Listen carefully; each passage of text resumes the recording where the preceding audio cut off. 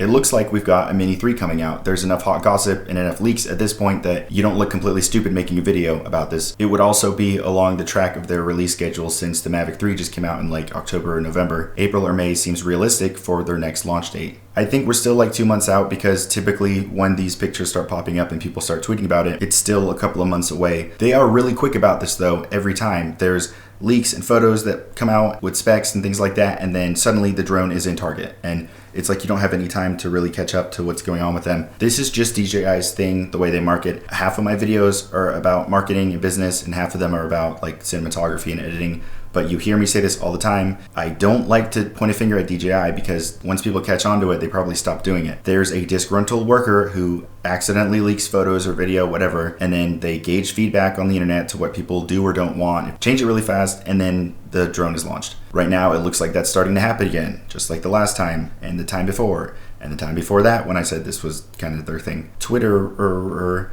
deals drones seems to be completely certain that there is an Inspire 3, an FPV Mini, and this Mini 3 coming out all this year. He just doesn't know when. Right now, all we've got is this video with this cage from the top of the drone and some photos taken on a 2005 Motorola flip phone. And now DJI said they have an announcement for the 21st. There are also these leaks popping up with this drone body, but this could be a Mavic 3 Enterprise or a Matrice or something, because if it was a Mini 3, it wouldn't be DJI Enterprise that's talking about this. Jasper Ellens is usually on top of solving this case too. He had a lot of Mavic 3 leaks to begin with. He made a good point that the leaks and the announcement poster have the same little weird bulb on top of the body. I have no idea. Everybody always says, oh, pish posh, that's not much. Every single time it's been the exact same thing. Really crappy photo comes out, really loose crayon drawing on a napkin of a diagram and specs, and then we have the drone. I'm just gonna say it right now. I said this with the Mavic 3, the number one heavy hittingest thing that they did with that drone, micro four thirds sensor, they fitted on the body. The sensor improvement is the thing that makes them win the market. It's just a beautiful image quality. And before that, the Air 2S came out with a 1-inch sensor, and that used to be their number one biggest sensor that was the king. It makes no sense for them to come out with a Mini 3 that has the same size sensor.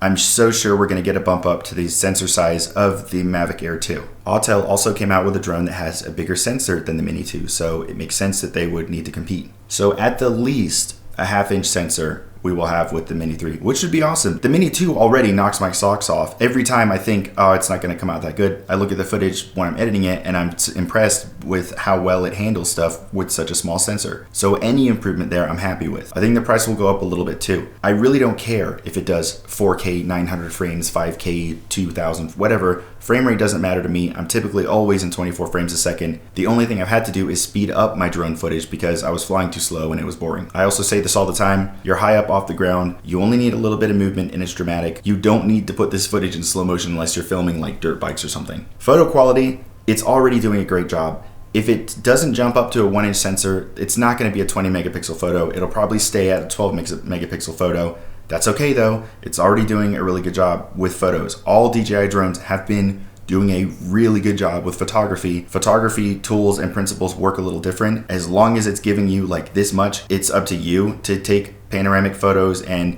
do long exposures. You just have to be creative. So there's not really any pressure for them to improve the photo quality. It's nice as it is. I know DJI is going to sit in their office meeting though, and they're going to look at the photo guys and just kind of shrug if they have nothing to say that's improved. I'm sure we'll get some weird gimmicky, like the way they had an 8K hyperlapse that was really like a 1080p hyperlapse and they just like scaled it up really big and it looked exactly the same. We'll probably get something similar so they have a reason for dads to go buy this thing and get excited on the internet. They could really make use of adding the hyperlapse feature to the Mini 3 though.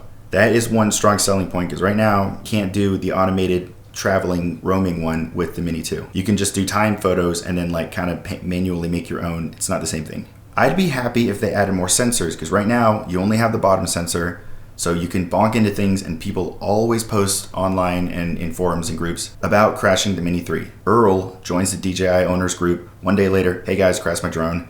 Probably because he doesn't have sensors. So sensors would help even if they had only a couple on the front and back or sideways. People talk about active track a lot. I really don't give a crap. I've never needed to use it. I've never been riding my bike and wanted my drone to follow me. And if I did, who would care at all? So in my world, it's not important. I don't compare it to other drones. If it comes with this one, great, but it's not important to me. The size is bound to be the same because that's obviously the biggest selling point about this drone. I do think they would increase the battery time though, because every single time when there's a new model of a line, there's a better battery in it. What's also strange is the box says Mini 3 Pro, and who knows, maybe that was just a concept box or something, but there's a controller on it, which means they're probably gonna have a model that comes with the RC Pro or a similar controller. Right now, the RC Pro only connects to the Mavic 3 or the Air 2S. I love this thing. I hated that they made me buy it with the Mavic 3 Cine, but I love that I have been forced to get used to it because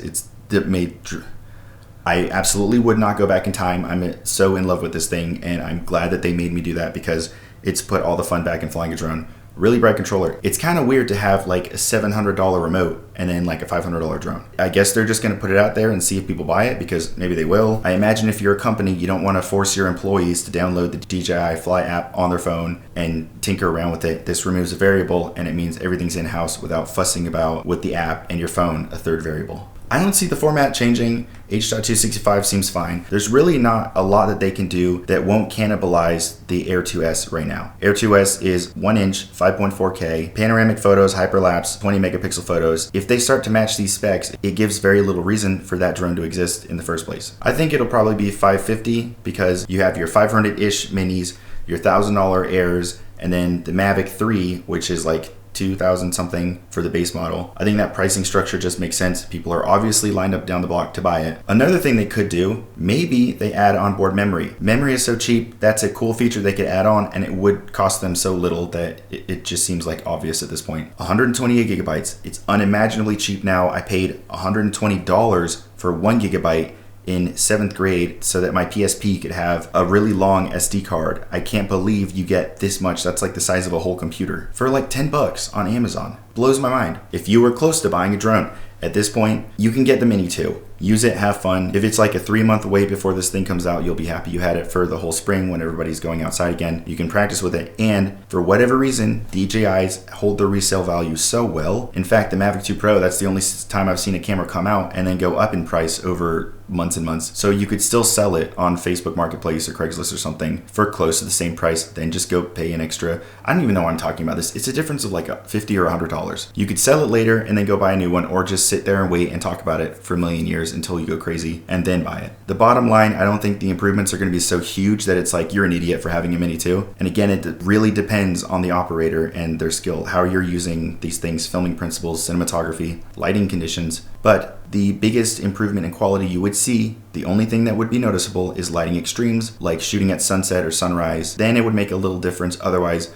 midday, you probably wouldn't notice a difference at all. Even right now, put a regular Air 2 next to a Mini 2, not going to be a huge difference. At nighttime, maybe a little bit, but still. And that's everything's done.